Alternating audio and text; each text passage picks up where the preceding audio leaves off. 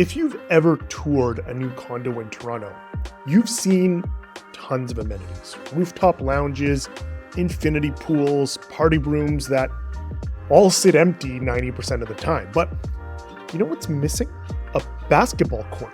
And not just because it's cool or because I'm highly biased and love basketball, but because it actually makes a building better.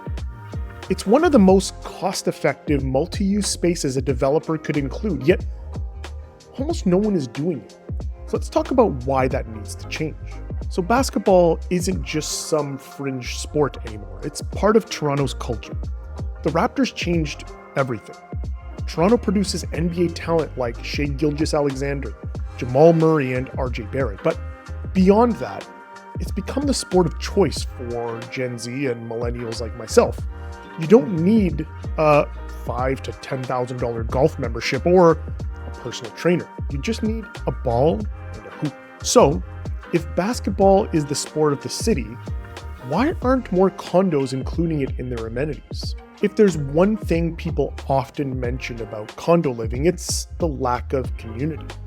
You move into a building with hundreds, sometimes thousands of other people, yet it can still feel isolating. There's no neighborhood feel, no real interaction beyond the occasional nod in the elevator. Amenities should be designed to change that.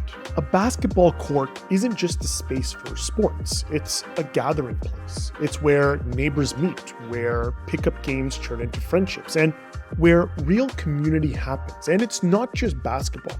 Think beyond that. A full-size court is one of the most versatile spaces a condo could have. Now imagine being a yoga instructor, a physiotherapist, or a personal trainer living in your building.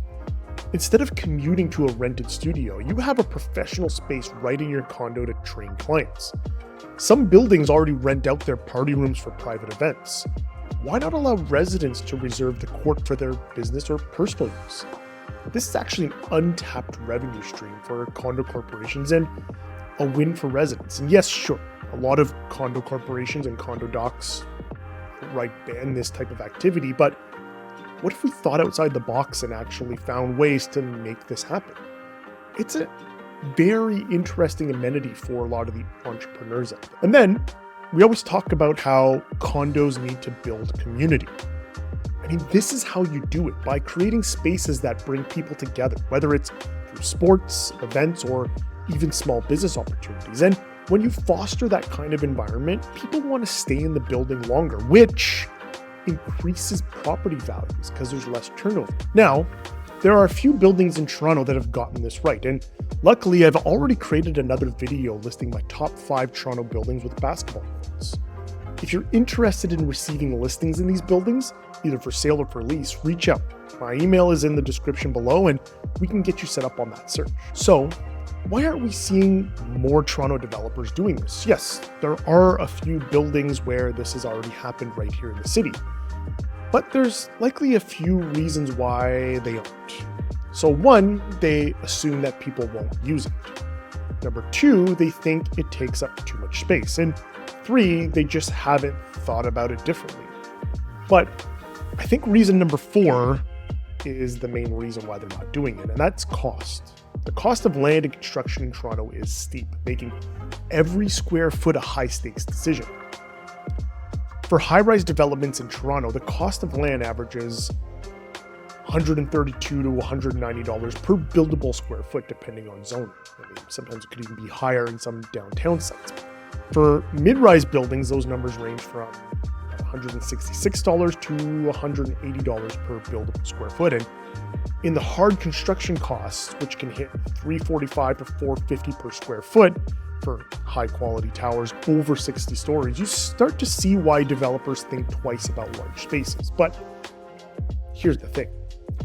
Basketball courts are cost effective compared to other high-end amenities. A rooftop pool requires structural reinforcement, expensive plumbing, heating systems, and regular maintenance.